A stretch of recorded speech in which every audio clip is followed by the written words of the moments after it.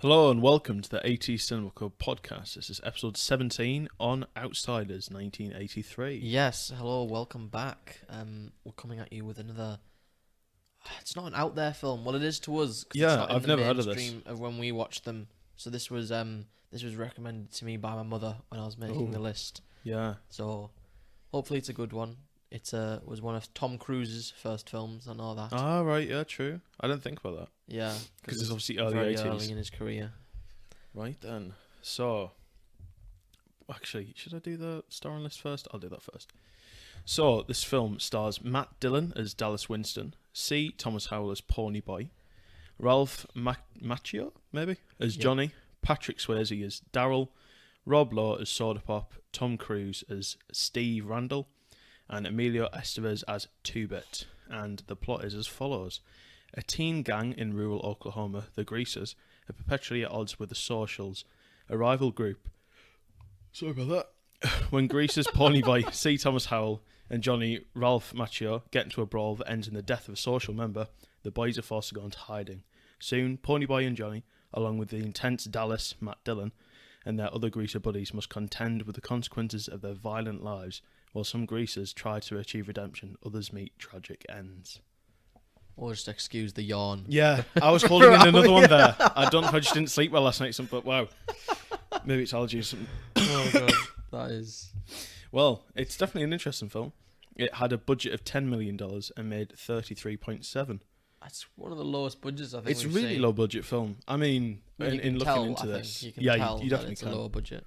In looking into this, the whole thing was inspired by a group of like high schoolers writing into this director saying this would be cool if you made it a film. And you went, oh, yeah, why not? It was originally a book, wasn't it? Yeah, yeah. So they went, oh, you should make this into a film, yeah. It's because at the end it says this film is dedicated to like all the people who thought this should be a thing. Yeah, it was like a whole class, I think, of a school back in like 1980 or something. Damn, I wish I could. Any books are like that I can write to the directors. The Walking Dead would be good as a film or even a TV series. You know, they haven't done that before. Oh, that'd be I'd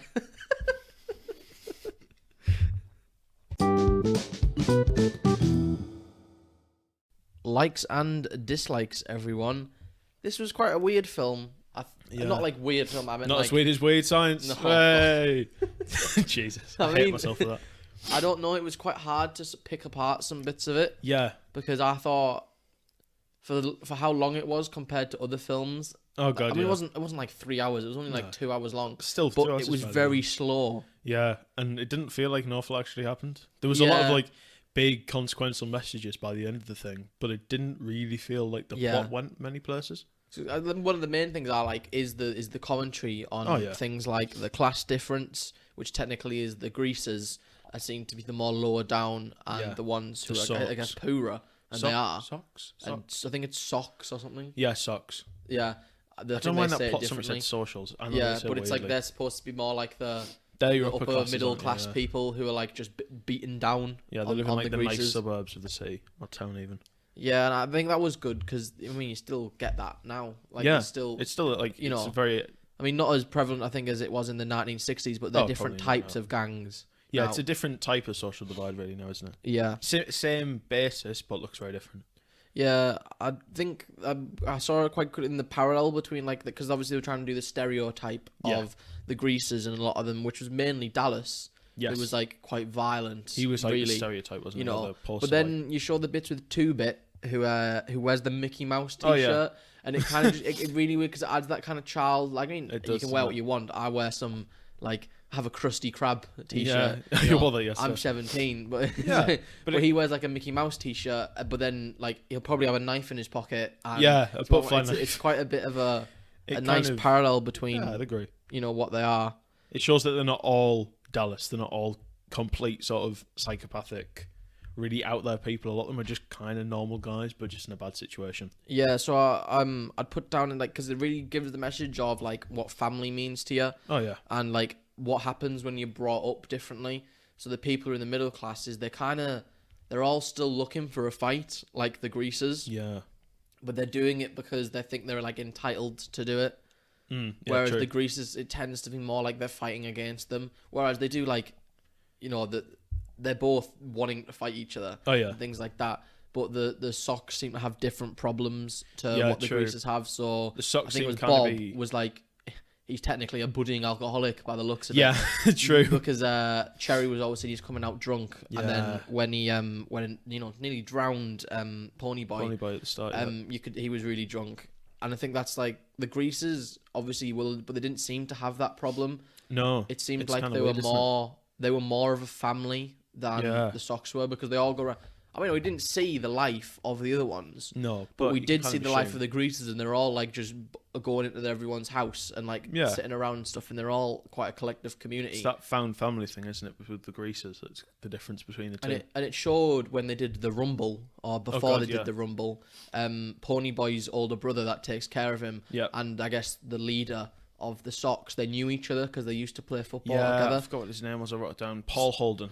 So it shows that they're not actually. So they're about to fight each other, and they're ready to fight each other. Yeah. And it's like, but we technically used to be friends. Yeah, true. They're not actually that different in that terms, really, are they? I know, but it's like, because of these social groups we're a part of, we're gonna have to kick the shit out of each other now. It's really weird, isn't it? I think the Sox, it kind of feels like they're acting out against.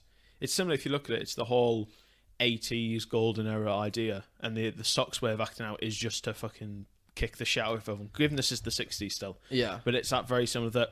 Their way of finding them where life is to kick the shit out of the lower class, and the lower class like fucking no. They do. Yeah, they. When you look at it, back. take a step back. The Greasers in this case, which are usually seen as the scum and the kind of shit people. Yeah, they're actually the guys in the right most of the time. Yeah, exactly. They kind of get picked on. Like if you look at the start, Ponyboy gets hounded on by 6 guys who follow him in a car. Yeah, and he's 14. Yeah, it's like when they go to the cinema. I know, like Cherry sees through it and knows that Ponyboy's a nice guy. But they seem to be the ones, when the Sox do anything, the Greasers get just done for their appearance. Yeah, they get blamed for it all. Whereas the Sox can start fights and then they get blamed for it. But they can walk around quite easily. Yeah. And just not be bothered because they're seen as like they're better. It's true. Interesting as well as at the end, it's kind of a spoiler, there's somewhat of a trial scene at the end, that none of the Sox get anything done to them for almost drowning this kid. Yeah. He just gets kind of swept under the rug. He's like, this guy died, but he's kind of shown innocent, but they're like, kid got drowned, almost drowned. They're like, no, it's all right, don't worry about it. I know. Kind of weird, isn't it? I think some of the things I liked was the scene where spoiler again, and we don't really need to say it. We spoil every film. Yeah, that we think. The scene where Johnny killed Bob. Yeah, I think it shows Ralph Macchio's. I think he was my favorite character. He was actually really Johnny good. In that. He seemed to be a lot more like fleshed out. Although Ponyboy seemed to be, because it's told from his perspective because he's writing it for his school report. Yeah. It seems to obviously it all happens because of Johnny technically. Yeah, he's the catalyst to it all, isn't he? So, and I think it worked in their favour that Ralph Macchio played him like amazingly. He was a really good actor. Actually, I thought he was a lot better than. I mean, obviously you got people like Patrick Swayze in it who are really good. Yeah, really good. They don't actors. have as much time to shine as like Johnny did. Johnny's role was definitely a very highlighted thing in this. He did really well as that, and I think that's when it comes to, especially when they're in the church, you see more of the chemistry between Pony and Johnny, and it kind of works. It's like the two little brothers, isn't it? Really? Yeah, because I think Ponyboy's 14 and I think Johnny's 16, isn't he? I think so, yeah. Or something like that. Something like we can't remember. I can't remember if Johnny was trying to like live up his age to the girls. I don't know. Yeah, because that's funny thing. Because Johnny looks younger from it, but then obviously they talk later, and I think he is older than him. Yeah, like I said, I think the funny thing is Johnny looks younger than Ponyboy does, and Ponyboy's 14, but then he's 16. He mentions in the church, I think he goes, it's something along the lines of, I don't need a 13-year-old with me. Oh, yeah. He's like obviously seeing, like looking down on him because he's younger. He's like, I'm 14 and 1 month old or something like that. Yeah. It's pretty hilarious. I think I did like the bit where it showed like when Randy talks to Ponyboy. Oh, yeah. And shows that they are kind of all still human. They are, yeah. Because he talks to him like he's his actual friend. He goes like, I can't remember what he says to him, but he talks about like the Rumble tonight and we're gonna have to do this, and he says, I know it's not your fault what happened, and it just shows that he's kind of just tagging along with the ideology that these people have made, very much that they need to go up against the Greasers. It's that social pressure, I guess, isn't it? Showing that not everyone feels the same way about the necessary almost like war between the two sides in this town, that just sort of they can coexist and they are all people at the end, but just that mentality between the two of them means that they just have to fight in the end. I think that's the good message that was put over by Cherry or Sherry. with wrote down how good really is as someone, because That's she's true. kind of in the movie. She is the one who kind of likes Ponyboy. Yeah. She wants to respect them, but then she still has that kind of. I mean, she's not mean about it, but No. the kind of the backhand of like, if I don't say hi to you at school, like, don't judge me. It's because you're a greaser. Exactly, but I don't get how you can like testify. She testifies to she say does, that it doesn't was she? Bob Yeah. and it wasn't their fault, and she talks to Ponyboy like she's their equal. Mm-hmm. But then when he goes to school, she doesn't want to be seen with them. No, she kind of in the end scene where he's at school, she kind of looks at him and then just walks off, doesn't she? I know, and I mean that I like the message that kind of gives, because it shows that is she really that good? Because she's not wanting to break so much of the social boundary that she'll come out of her own friend group. I'm not saying because she doesn't want to lose them friends. No, definitely not. But she still sees the good in someone else. So it's a bit of like a double-edged sword on, you know, how you interpret the character. I like the fact as well that they didn't make her suddenly like, you know, hanging around with Ponyboy at the end, that the two sides have met up, because ultimately that wouldn't have happened. I like the fact that the writing stuck to the idea that she still valued her social side over hanging out with a greaser. Yeah, exactly. She still wanted to be part of her own group. Yeah, it felt more realistic. She still saw him as kind of an equal, but only to herself. Yeah, she not couldn't to her publicly entire friend show group. Yeah, I don't really have much else on the likes, because I don't think. I guess the burn effect, the burn. You know, I thought they were really good. That was pretty foul looking on Johnny. Because obviously that the makeup and the practical effects that are used on that element was really good. I don't have much else. Some of the it's the film itself, the message is the main part. I think some of the shots around the church landscape wise were quite impressive. Kind of like I like the ones towards the sunset. That were quite nice. Generally it's just the message is the highlight, but the rest of the film kind of feels a little bit too slow. So I guess the dislikes. Yeah. I thought Dallas. I get his character. Yeah. But I don't know what they were trying to do with him half the time. It was kind of weird. Because they tried to play him off as a sympathetic character, but they also made him a bit of a dick. And I know you can, and he's not comic relief either, because it's not a funny film. It's a very serious film in what it does. So it's really weird. I think sometimes, because I guess it's trying to show he is the stereotypical greaser, because he's like, when he's like kind of harassing Cherry and her friend, but then like he's willing to help Johnny and Ponyboy. Yeah, that's it. He's willing to help them, and you know he kind of acts as like the big brother. Both of them like already kind of have. Yeah, kind of like a role model as well to the two, but a bad one really. I know. It's I do get what you mean. It's kind of strange because Dallas it has that. You've obviously got a lot of role models around them already to serve as a positive guidance, and then they kind of tried to make Dallas another positive role model as well as a bad one. Yeah, and it kind of didn't always work too well. I feel like if they made him more negative. Oh yeah, maybe. I think that would have worked better. I think it would have worked better than trying to... Because, I mean, because they talked about him because he'd been in prison and he said he changed and things like that. And they were talking about him before. They said he could probably have been one of the Socks. Or actually. But it's shown at the end as well. All where he's, like, fallen in the class system, I guess. Yeah, probably jail as well, helping with that, I reckon. Yeah. I thought one of the other things was it got quite boring in the middle. Yeah. So when they went to, so it kind of had like a nice start, I think, with the start was the death right. And then the death. The death, yeah. Really nice. It was building up tension a lot, wasn't it? It was like something's going to happen. And then when they went to the church, I know it's supposed to be the time where like you get to know more about Johnny. Yeah. But a lot of that could have kind of been solved in a montage, I think. Or even just done before the guy died. Yeah. And made less of a thing of the church scene and just had them hide in there. It really it really just took time on showing us how they were living there when all we really needed to know was about their personalities. Mm-hmm. So you could have had like little clips intercutting of what was going on and then stopped for a second and they were talking about things. Because obviously there was the whole Gone with the Wind thing, which is quite important to the story. And that could still have been in there. But I feel like the rest of it, you know, up until like Dallas came and got them, it felt like filler, really. Yeah, I know, and I didn't know what they were filling for because the movie was plenty. Like it wasn't like they had like a 70-minute script. No, definitely and they needed to get it a lot longer. I feel like they were doing fine. It's a bit weird. I'm not really entirely sure what the thought was there. Although there was one thing that I'd seen about the film, and that there was two different. This is bringing back Blade Runner flashbacks here. There's two different release versions, one that was short and one that was slightly longer. Mm-hmm. And I feel we may have watched a slightly longer one because looking at the sort of differences between, because me and Harry were discussing this earlier as we were watching this. I was messaging him because I could only find like hour and a half streams online. Yeah. And this said that there was like an extra 20 minutes added on some scenes that I thought I'd already seen. So I feel we may have watched an extended cut that added in some pointless scenes. I don't know. Like, I could be wrong. It's weird when we watch films like this because it's quite hard. Kind of hard to tell. For some reason, a lot of cuts used to be made, and people had different visions. Although thankfully, this is only like the second time I think this is happening. Yeah, I don't think it was that much of a difference because mine still felt quite like fluid. Yeah. It was just it got quite long in the middle where I didn't think it needed to be. Church story point storyline, whatever, was definitely a bit too drawn out. Yeah, like obviously needed to happen because the saving of the kids from the church was like a massive plot point. It's like the moral I just redemption. feel like from them getting on the train to then Dallas picking them up and like seeing how they're doing. It was like a good third of the film. It felt like. Really. I know, because it just dragged on like something that didn't need to be like lingered on. Could have been maybe like 10, 15 minutes instead of like 20, 30 maybe.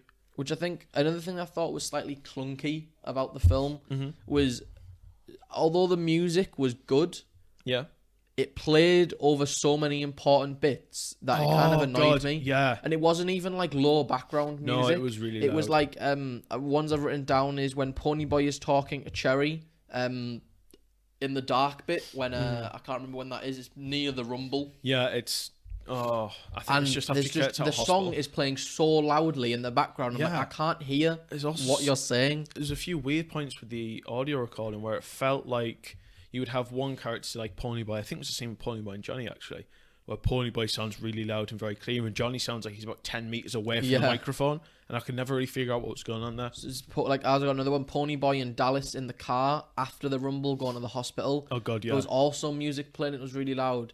And I feel like sometimes they just add it where it doesn't need to be. Yeah, or they add it in like it plays for like 3 seconds, then stops. So it's like, why did you put it in? It's almost like a little mistake. Yeah, I know it's like, we can fix that. We don't need to. Yeah. I don't know. It just felt a bit weird. Like sometimes because music's supposed to be used to kind of add to what's going on, and it's fine if it plays when people are talking. Oh, yeah. I just felt either the wrong type of music was playing when someone was talking, or it was too loud. So it was like it wasn't adding to it; it was over it. Yeah, and it was really hard to distinguish what you were listening out to. Of scenes, didn't it? Really, I think it did towards the end as well. When, pardon me, I think it was when Dallas was being shot towards the end. I think the gun music played really loud there, and it kind of ruins one of the really big impactful deaths of the film. And it's kind of I think what's going on there? The main kind of like dislike I have with the film is from Dallas's death, which I thought was a bit stupid. Yeah. So like I get what happened. I get what happened, right? But I'm not gonna lie. I know this is America and everything, but they shot him once and he went down to the ground. And they shot him. They wouldn't keep shooting. As they were running towards him, you could see him getting pelted with bullets. Oh god, and he was just like jumping around all over the place. He took like 3 or 4 shots before fully gone down. And he already had been shot before at the gas station, hadn't he? Yeah, I know. Like because you could see, like obviously he'd called Ponyboy's brother up and was like, "Oh, blood on the floor after I need your help." And they all ran to him and stuff. And then the police officers kind of just like stood there. Oh god, when all the greasers like ran up to him and were like looking at his body, and the police officers weren't doing anything after that. No, it was kind of weird, wasn't it? It was like you'd think if they'd like been scared of that guy. I know he pulled a gun on him, so technically they did have reason to shoot him. True. Technically, but they just stood there as the greasers looked at him. You'd be thinking, no, you need to get away from this guy. This is technically a crime scene now. Like, no, you just come and have a look. These 5 guys who know this guy are coming over and look like they are part of the same gang. Yeah, exactly. And the police are just sort of stood there staring at the guy's dead body, not trying to take any caution as to what maybe these other 5 greasers are going to do to them. So it's from that literally to the end. Oh yeah. I thought was so rushed.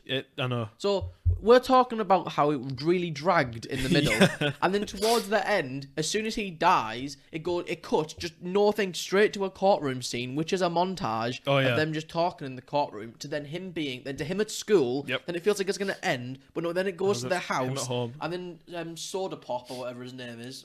Soda Pop runs away. Yep. They have their big fight. Then he gets the book back from the nurse. He reads the note from the nurse. And then it ends with him coming back at the cinema again, like full circle. Talking about, what would you call it, Paul Newman. I don't get why they added so much time in the middle bit of the film to then the really impactful bit of if he gets to stay with his brother or not is just skimmed over. I know. It skims over the fact that like Cherry is testifying. Yep. Same thing with Randy. Randy is testifying, and it seems like he's kind of going more the greaser's side than his own when he's testifying. And that seems like one of the more big bits of the film. It should be more and drawn that's out. the bit they decided to montage and like quickly cut together and put in at the end. Courtroom scene should have been much longer than it was, I think. I know, I felt like that should have been the scene that lasted 15 minutes and like had like this whole thing. Or even longer than a minute and a half, which I think it should have been where Ponyboy's older brother was like battling for the custody of you know, his brother that he wants to stay with him, you know, and show why he is. Not like, oh, by the way, guys, you can keep him. Yeah, the impactful family message that they had in that scene of Soda Pop running away could have been had with the whole Greaser gang in that courtroom scene. Yeah, it felt like they were trying to like fit in so many, like they were like, oh, quick, we only have 15 minutes after the film. We've got to fit in everything we've got to fit already. Everything we've missed out from this thing, and we just can't do it. I don't get it. It was such a strange thing. Yeah. And again, like the kind of that stay gold moment at the end with Johnny in the letter. Yeah. That's kind of skimmed over, despite that being like a consistent theme throughout the whole film, which I didn't really see. This is the thing. So I did like the film, but I just thought some of the way things were cut together, and I know it was a budget of 10 million. So it's a very low budget film, but it's very. I don't know. It was just clunky. I think it did feel very clunky. It dragged at some points. They went really fast at some points. And then other ways, it was like the music was really weird. And then other times it was good, but then it went back to being bad. And then I was like, this is a really conflicting film. It wasn't a bad film. No. It was just... It's kind of... really it feels strange. Almost like, you know, with My Beautiful Laundrette, how it had a really good underlying message. Yeah. But the way it was delivered was just kind of a bit... It was delivered well in this, but I think the technical aspects of the film kind of let it down. I think the messages it did deliver were delivered really well. Yeah, I'd agree. But then the ones it tried to hit in at the end... were too rushed because of what they're trying to do with the other one. Yeah. That spanned the entirety of the film. They try to push so many themes, bringing so many themes together full circle right at the end. Yeah. And it was just like, okay, why couldn't we have had this spread out a little bit more throughout the rest of the film? Yeah, so rating. Oh, overall rating. So I guess essentially I've kind of covered all the points I was wanting to about the film. The message itself is really good, but the technical aspects are just kind of a bit so-so. So I've given it a 7 out of 10. 7 out of 10, okay.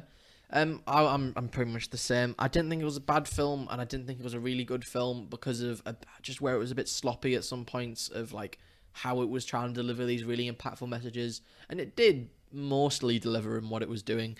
So I gave it a 6, which gives us an even 6.5, which I think is fair for what it was. Yeah, I definitely agree. It's not remarkable, but I think it definitely does what it sets out to do. Yeah.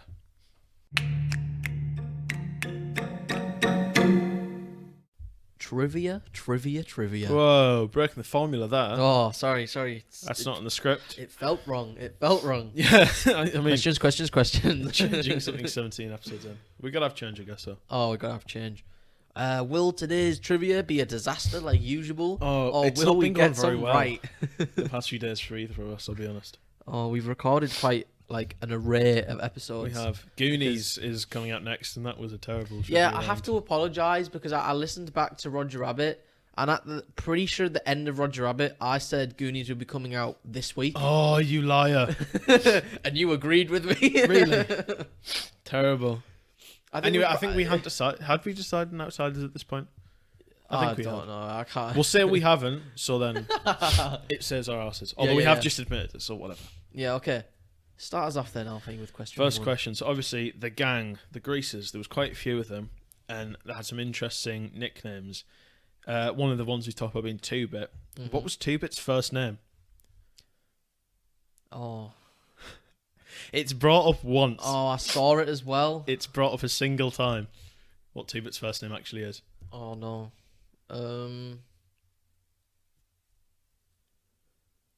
Oh, no. I did see it. I remember looking at it. Oh, that's really bad. That's a good question. That's an easy question. Yeah, I've tried to change my questions up a bit.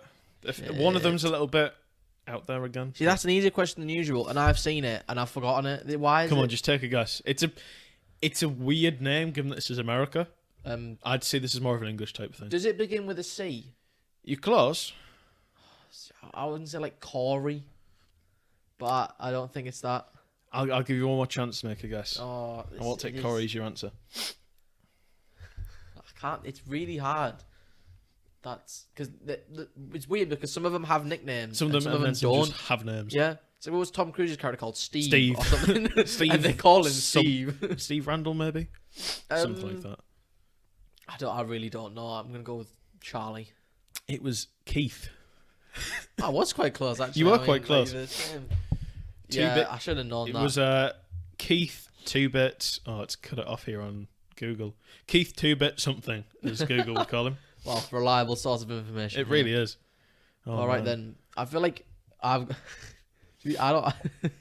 You might have gone with the easier ones, and right. This will be interesting. I mean, then again, I find this hard when I read it. So, in the opening scene,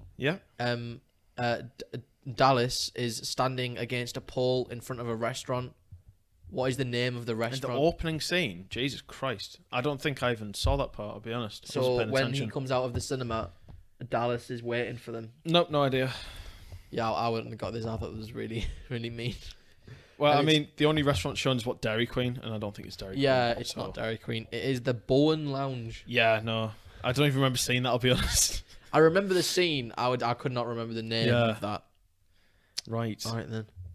So, in this was some deep diving I did here. Oh, great. In the Rumble scene, there's a few actors who are rumoured to have been seen as, like, extras in the fight. Which one out of this list was rumoured? The rest aren't. Okay. So we've got Tom Hanks, Johnny Depp, Sylvester Stallone, John Cusack, or Kiefer Sutherland. Kiefer Sutherland was the guy from Stand By Me, and he's in Lost Boys and stuff.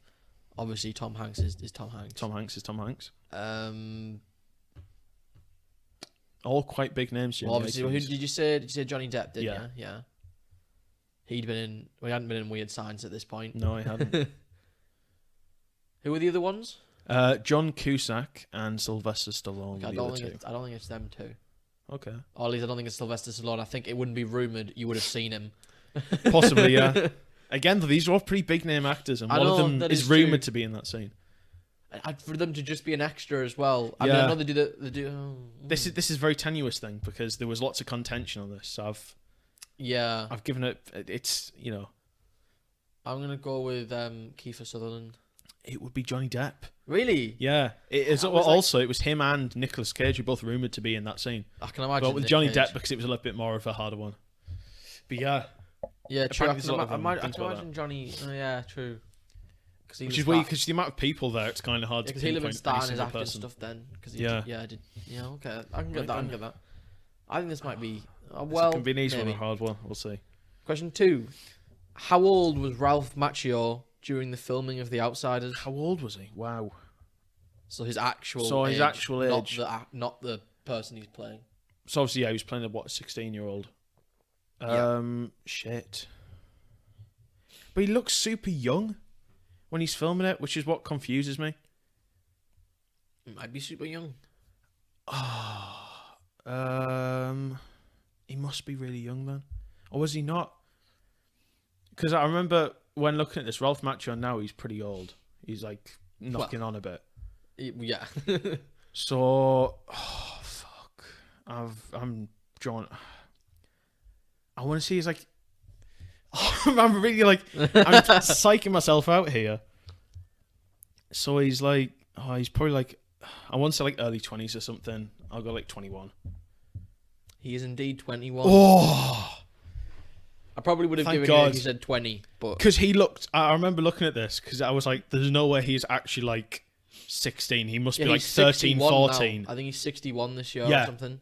The thing is, I looked at it, I was like, he must be 13, 14 playing this, but I was like, there's no way he's actually that old. Well, there was a thing about it, and he hadn't actually been in the Karate Kid yet. Really? He was in the Karate Kid the year after. Yeah. So he was 22 when he did Karate Kid, and when Karate Kid finished, which I think the third one came out in 1989, he'd have been 27. To be fair, for 61, he still looks very young. Yeah, I know. Do you know what I mean? Like, that's super weird. Exactly. He's probably one of the oldest because I think Ponyboy, he was actually a teenager. Yeah. So he was playing alongside Ralph Macchio. There was like two actors who were in the early 20s. Which one would have been Ralph Macchio? And then obviously, Patrick Swayze, who was like 29. Yeah. Again, keeping up the theme of really old people playing teens. I mean, he technically was probably around the right age. Actually, yeah, thinking about it, I mean, that's a massive age gap then, isn't it, between the two? I mean, it probably wasn't. He probably was younger than that, but it better fits than a 21-year-old playing a 16-year-old. Yeah, definitely. That's kind of mad, isn't it? Then Alfie, last question. Right then. So, we talked a lot about the overuse of the music throughout the film. And obviously the main theme at the start of the film kind of drags on very long, I felt, and it again plays at the end. Who sings the main theme? It said at the beginning who sang it, didn't it? It does. Isn't it called like not the person, isn't it called like Gloria or Glorious or something? I can't remember. Not quite. It was a G though, like the song name, I think. There is a G in the song name, but the song name doesn't start with a G. I did see who sang it. Is it someone quite notable? It's someone quite notable. Stevie Wonder. It's Stevie Wonder. It's Stevie Wonder. It's Stay Gold by Stevie Wonder. That's it. That Gold, that's what I'm thinking of. Yeah, that's Gold. what you're thinking of. There we are. Right, you got one? I got one, guys. Guys, round of applause for me. Yeah? Round of applause. It's all a round of applause, that is, by the way. No, I'm quite, yeah. Yeah, I remember reading the opening credits because it said them all at the beginning. It was like, the Greasers. It went on for ages, though. Oh, yeah. I think it played the entire song. Right, then, Final last question one. then, Alfie. Question 3. Yep. What time did Ponyboy arrive home, which made his brother angry? Oh, was it like nearly 2 in the morning or something like that? Correct. Nice one. 2 a.m. I remember that one because that was when he accidentally fell asleep. Yeah, see, what was that place called again? It was like The Lot. The Lot, that's it, yeah. I thought you might not have got that. I thought it might have just went over your head. No, thankfully, I remember that one. Yeah, because obviously that scene happened. I thought you were going to ask. Then he runs Yeah, away I thought you were going to ask me about the cinema. I'll be honest. I made a thing about remembering that. Paul Newman in The Hustler with Gidget Goes to Rome. I didn't even. It's 2 separate films. Do you know what annoyed me about that? The open cinema, the drive-in cinema. I don't think anybody was watching that film. It didn't look like it because everyone was going to get drinks. Everyone was arriving late. There was people just. I don't get that. Maybe mentality. it was the people in the cars watching it. Yeah, true. There was loads of people. There was loads of cars there, but it didn't look like anyone was in them. Yeah, no, yeah, true. It didn't look like anybody. Or people were just getting out of them and walking away. Getting a Coke and a popcorn and going back in. There was so many people in that shop as well. I know. It's kind of mad. So, though, how relevant do you think this is to watch today? It's quite nice, actually. We've got another film that's got a decent amount of relevance in its message. Again, like you said. Oh, yeah, I think it obviously, most of the messages you see in films are timeless, usually, unless it's very topical on something and made for something. But usually still. But it is like, many people can apply this film to their own situations. I'd agree, yeah. It still definitely has a message that lasts and is meaningful now. So I think it's definitely a film to watch. I mean, if you're looking through Tom Cruise's career, start at the beginning. Yeah. He's in this for maybe a whole of 3 scenes, I'll be honest. Well, I mean, he wasn't always A-list. That's true. Steve Randall, something like that. Yeah. My favourite greaser. Actually, your favourite greaser. No, it was good. I think definitely was. It's definitely something you should watch. It's not the nicest of films. No, it's not. As in the way it's made and technically its message. It's a bit grim sometimes. Yeah, and the way it's done. But it's very... Kids dying. Yeah, it's very poignant in what it's saying. I would definitely agree.